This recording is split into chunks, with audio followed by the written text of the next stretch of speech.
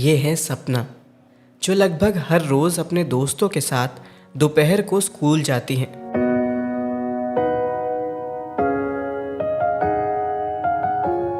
सपना अपना रोज़मर्रा का काम निपटाने के बाद बिना देरी के समय से स्कूल जाने के लिए उत्सुक रहती हैं। और हो भी क्यों ना, उनका स्कूल है ही ऐसा, जहां पढ़ाई के साथ साथ खेलकूद, खाना और दोस्त भी मिलते हैं। सपना और उसका स्कूल दोनों ही कई मायनों में बहुत खास हैं, बिल्कुल उसके स्कूल के नाम जैसा, ड्रीम स्कूल। और मैं हमेशा एक बिलो एवरेज स्टूडेंट रहा हूँ। टू बी ऑनेस्ट, मेरा कभी भी पढ़ाई में मन खुद नहीं लगा और मैंने खुद कभी भी नहीं सोचा कि मैं बड़े होकर एक टीचर बनूंगा और इतने बच्चों को शिक्षा दे पाऊंगा। आज ये मेरे सामने एक वरदान के रूप में आया है, जहाँ पे मेरे को एक ऐसा मौका मिला है, जहाँ पे मुझे एक 75 बच्चे मिले हैं, 75-80 बच्चे मिले हैं जो कभी भी शिक्षा नहीं ग्रहण कर पा रहे थे और शिक्षा के अभाव में थे, और मैं माध्यम बना हूँ उनके सामने उनको शिक्षा देने का। ये एक वरदान से कम नहीं है और मुझे लगता है कि एक ब्लेसिंग है।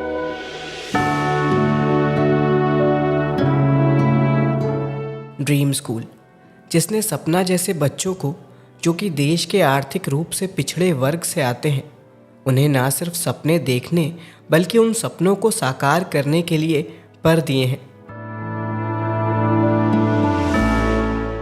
ड्रीम स्कूल में पढ़ाने वाले टीचर्स युवा हैं और नियमित रूप से अपने दिन का निश्चित समय स्कूल के बच्चों को पढ़ाने में देते हैं। ना तो इन्हें इस काम के पैसे मिलते हैं और ना ही इसमें इनका कोई निजी स्वार्थ है, बस दिल में जुनून है समाज में एक सार्थक बदलाव लाने का, इन बच्चों को आगे बढ़ाने का। पहले तो घर पे ये था कि आप मतलब मैं फ्री थी, तो घर पे ये था कि जब तक बच्चा फ्री है तो कहीं आना जाना है तो पेरेंट्स भी नहीं मना करते हैं।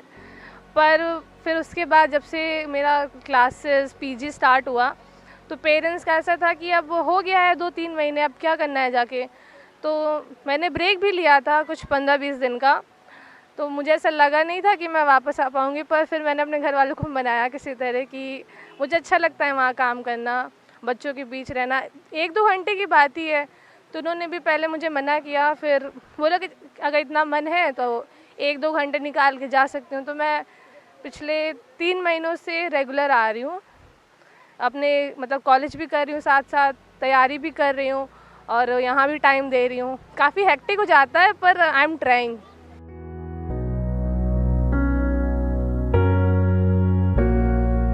उत्तर प्रदेश के लखनऊ में जिस जगह ये स्कूल चलता है वो कभी कूड़े का डंपिंग ग्राउंड था, लेकिन विशालक्षी फाउंडेशन के वॉलंटियर्स ने 3 दिनों के अंदर ना सिर्फ उस जगह को साफ किया, उसके साथ ही वहाँ ड्रीम स्कूल की नींव भी रखी, जहाँ आज की तारीख में करीब 75 बच्चे रोज़ पढ़ने आते हैं। 75 बच्चों का साथ, सिर्फ लखनऊ की बात कर रहा हूँ, 75 बच्चों का जीवन बदलने के काम में हम लग चुके हैं। ये बच्चे वो बच्चे हैं जिनको अपना नाम लिखना नहीं आता था, जिनको ABCD तक नहीं आता था, और आज अपना इंट्रोडक्शन प्रॉपर इंग्लिश में देते हैं। काफ़ी आगे हमारे बच्चे बढ़ रहे हैं। हमारा प्रोसेस बहुत सिंपल सा है, हम उन बच्चों को लाते हैं अपने पास जो या तो कभी स्कूल नहीं गए या तो कभी ना कभी अपने स्कूल से ड्रॉप आउट हो गए। इन बच्चों को हम लोग English, Hindi, maths, moral values और आर्ट जैसे सब्जेक्ट्स पढ़ाते हैं, समझाते हैं और इसमें इन बच्चों का इंटरेस्ट जगाते हैं। इसके बाद बस इतना ही नहीं कि ये बच्चे यहाँ आते हैं, 2 घंटे का समय बिताते हैं और चले जाते हैं। इसके बाद इन बच्चों का हम लोग सरकारी स्कूल में दाखिला दिलाने के प्रोसेस में लग जाते हैं।